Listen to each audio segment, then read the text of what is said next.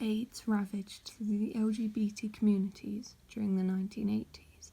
By 1990, over 307,000 cases had been reported, although many speculated that the number was in fact closer to 1 million. Today I am talking to Kat, a member of the LGBT community, and we will be discussing the impact the AIDS crisis had on modern day representation of the community. Okay, hello. Hello. So, Kat, how do you identify with the LGBT community, and how do you think that AIDS has affected the community? So I myself am a bisexual woman who is also questioning her gender, which apparently is quite common among bisexual women.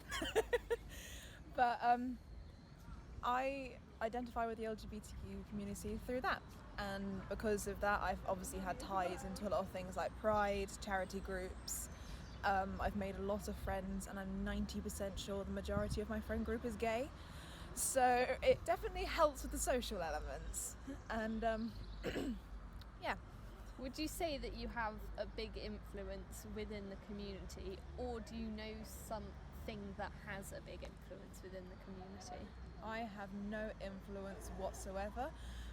I am one voice among many. However, the fact that there's so many voices out there that are similar to mine just helps us with our impact on social media. I would say I don't have an impact when it comes to things outside of social media, but on social media with my follower count and with my friend group who share a lot of similar views that I do, we do tend to spread messages a lot through social media like that way. So, why does the AIDS crisis affect you so much? Personally, I think it robbed me of a lot of LGBT role models within schools and hospitals and workplaces. As I was growing up, I didn't actually fully understand the whole being gay thing until I was maybe 13 and I was questioning who I like. I never understood that having feelings for a girl wasn't a terrible thing. So I feel like because the AIDS crisis wiped out an entire generation of people who would have become actors, doctors, workmen, workwomen, work people, teachers, teaching assistants, every single occupation, it's robbed us of an entire generation of people who would have been role models for the younger generations who are coming into their own. Do you think that had this generation survived, we would have seen a much quicker push in LGBT rights? Absolutely.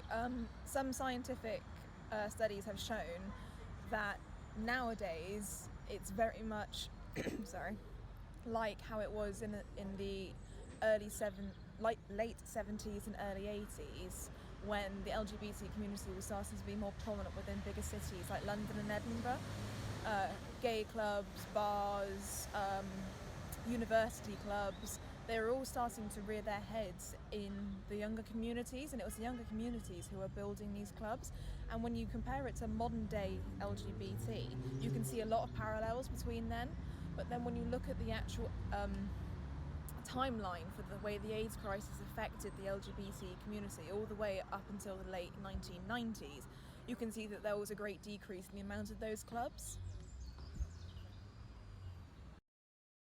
How would you say that the government has handled the coronavirus differently than AIDS?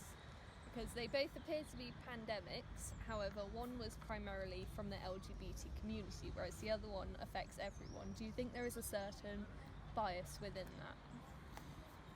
that? Absolutely, yeah.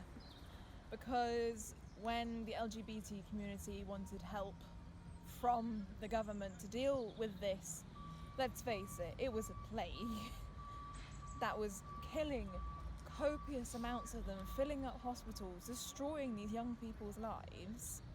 The government did nothing. And it wasn't just the UK government either. The US government did the exact same thing. In fact, the president at the time says that this was God's way of damning the gay. Do you think that's partially to do with the stereotypes and stigma that was surrounding the LGBT community at the time?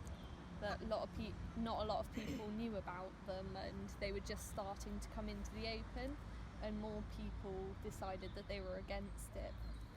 Absolutely.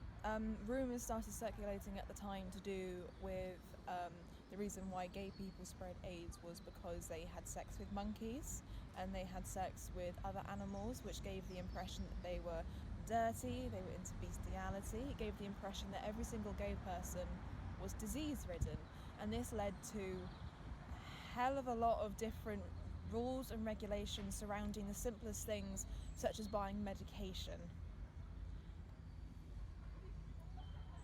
Okay, so regarding medications, do you think that the medical advancements that we have today would mean that AIDS was treated better when it first started in the 1980s, or do you think that it would have been approached in the same way of it's a disease for the gays? Assuming this is AIDS as it happened in modern day times, I would say that because of medical advancements, it possibly would have been listened to a little bit more, because obviously the LGBT scene was disrupted by the AIDS crisis in the 1980s, and it was on its way to being normalised. So I feel like it probably would have taken another 10-20 years, but it would have been normalised and it would have been better, and there would have been more LGBT people in places of power who would have been able to ensure that medical advancements were able to take place for those who had contracted AIDS. So, what advice would you give young people today regarding their sexuality and coming out and acceptance within the world? Come out to your friends.